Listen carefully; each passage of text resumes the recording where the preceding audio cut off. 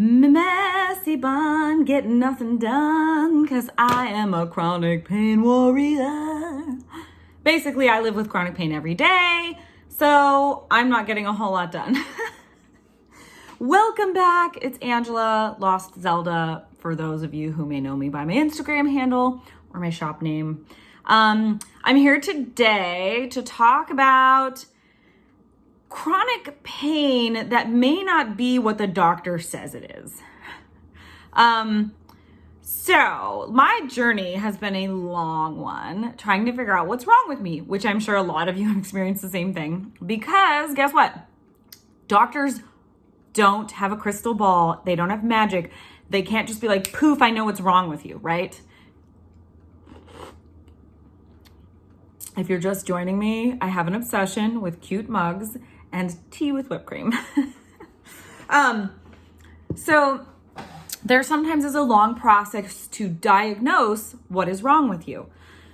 For me, my back issues, for example, in 2010 or 2009, I can't remember which, I fell at work playing Duck Duck Goose with my students. I used to work in an after-school program, and I slipped in some wet grass and I fell sideways on my right hip, and it was very painful, and I had to go see a workers' comp doctor. And I saw the doctor for about 6 months and went to physical therapy for about 6 months, and nothing was helping. And then he decided, okay, let's do an MRI, and was like, oh, you have 2 degenerative discs and there's nothing we can do for you. And I was like, wait, what?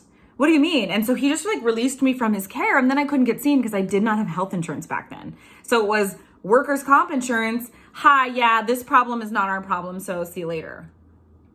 Thanks. So I went from rock climbing 3 to 4 times a week and being pretty healthy and fit to chronic back pain, severe back pain, no help,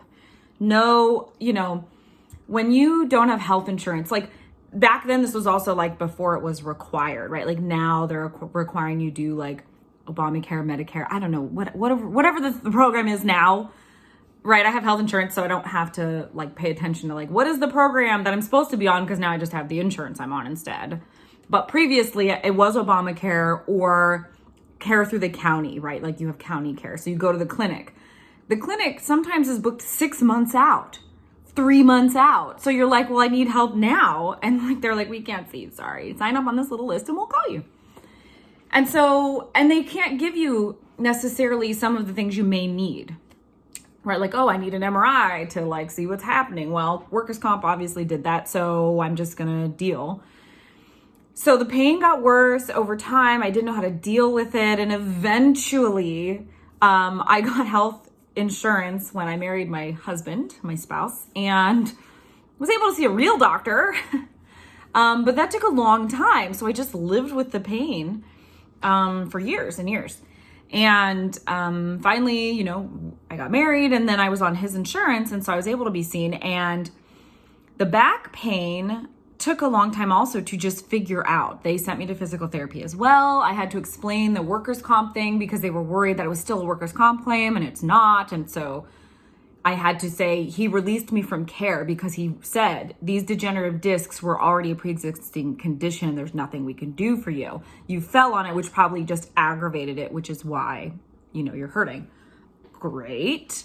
Now what? Hold on. Got to readjust, guys. Sitting in a chair is difficult for me. So I see a regular doctor. They prescribe opioids, which I hate. They make me feel like garbage. I don't know about you guys, but they make me feel super sick. My hair is tickling me. Opioids make me feel like garbage. I've tried tons. I've tried the lowest dose.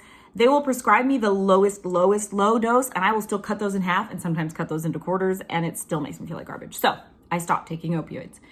They were also starting to give me headaches. I started taking CBD oil. That seems to help, a multi-spectrum CBD where the THC is like basically non-existent, because I don't need that. I don't want to get head high. I just want my body to feel better. So I started using that some. That has helped. But I've been to a few neurologists. I've been to some pain management specialists. I have not had good luck with answers or like suggestions. Every time I've seen somebody, they either had harsh things to say about my pain, because again, apparently they don't believe that I'm in pain, because it's not possible. Your discs aren't protruding enough to like cause this much pain.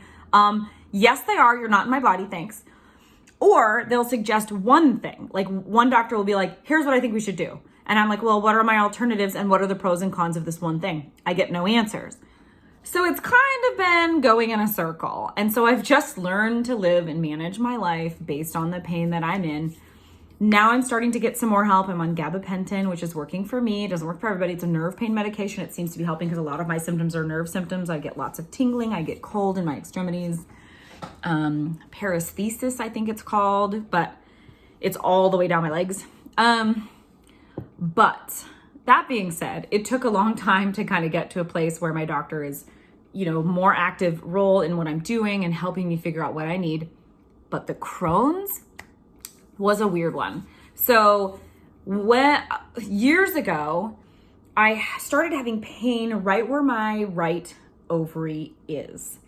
And it was so painful and unexplained. Like it felt like a cramp from running too hard. Do you know what I'm talking about? But all the time. I haven't done any running. Why does it hurt like that?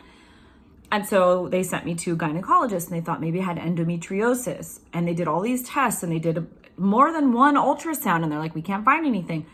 And at that point, they wanted to do exploratory surgery to find out if I had endometriosis because maybe it wasn't showing up. And I was like, yeah, I don't really want to do that. Like, if it's not, because the doctor was like, yeah, I don't think it is, but we could check. And I'm like, I don't really want to just check on a whim. So then my doctor sent me to pain management again for this issue and was like, what do you think is going on? And so because of my back, the doctor I talked to, the pain management specialist, said perhaps there is a nerve that's being pinched by your stomach muscle. So like a nerve can pop through and then be pinched, like every time you move, your muscles kind of contract. And so that could be causing the pain here and some of the stuff in your back. And I was like, okay. But once again, there's not a lot they can do for that without maybe cutting you open to see what's happening. And I was like, ugh, like really? We're gonna do exploratory surgery and hope we find what's wrong?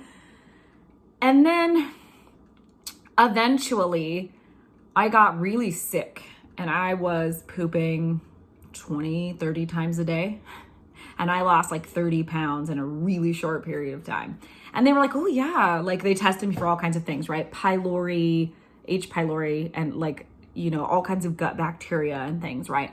And for years before this, I got told you have IBD, oh, it's just irritable bowels, oh, whatever, right? Which may also be the case. I might have both that and Crohn's, but nobody ever thought to look at the Crohn's until I got so sick because I just couldn't stop pooping. Right? And every time I think that, I just think of Chris Traeger in Parks and Rec. Stop pooping. Look up the meme. It's really funny. The GIF, however you say it. Everybody says it differently. It's him in the mirror. It's pretty funny. That's what I think of when I'm pooping a lot. That. But anyway, so it took me getting really sick for them finally to be like, maybe we should send you to a gastroenterologist. Sure enough, they did an endoscopy, which is where they do the camera from the top down to look in your stomach.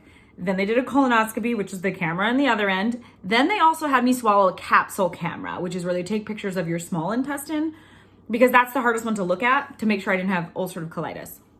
So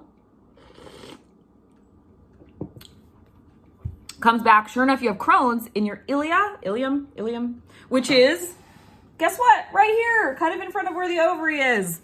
Oh, big surprise. So that was what was causing me the pain. And guess what? As soon as I took steroids and it put me into remission, the pain stopped. Imagine that. Amazing. But it took so many hoops and so many appointments and so many questions. It took over a year at least. It might have been 2 or 3. Like, I don't even know at this point because it was so long ago. I've been down this road so long. Like, I'm not even sure how long ago that was. So, but yeah. So this pain was a weird pain in a place that had typical explanations, right? Like, oh, that's probably endometriosis, or it could be this nerve muscle thing, like through your tummy, like whatever. So those are like the normal things they would jump to. Nobody thought Crohn's because I wasn't having severe abdominal symptoms at the time. At least I thought I wasn't. I thought diarrhea was normal, guys.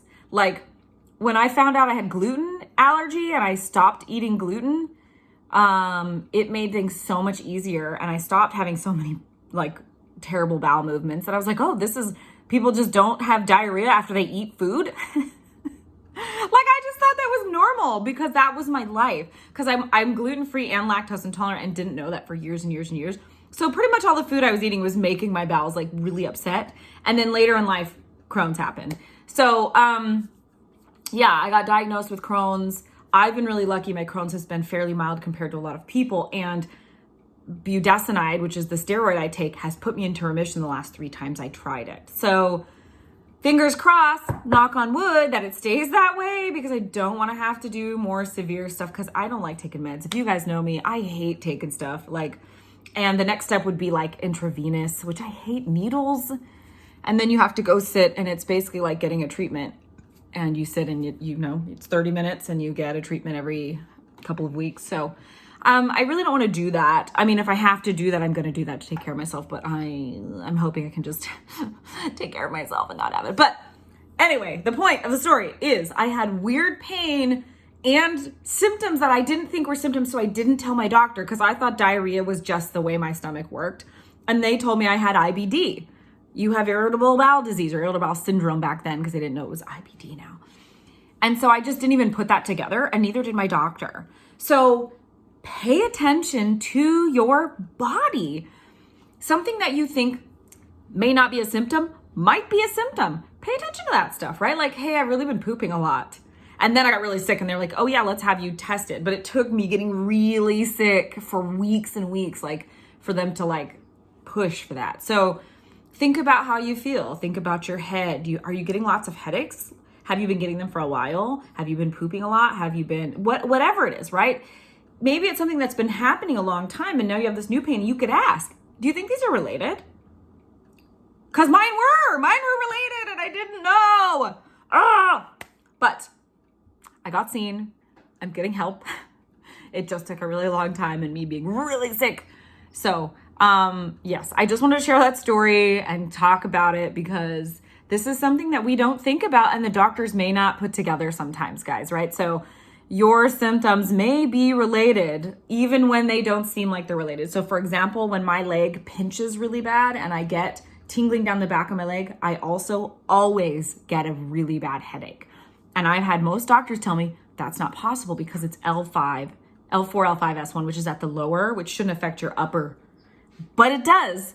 So stop telling me it's not, because the only time I get a debilitating headache is when my back is really hurting. So they are related. And finally, a doctor said it's probably a tension headache because your body is like this on one side. It's pulling the muscles, which is causing you to have a headache. Anyway, know your body, pay attention. Sometimes things might be related. Ask. If you're not sure, be like, hey, you know what? I've got this, and this. Do you think maybe those go along with this new thing?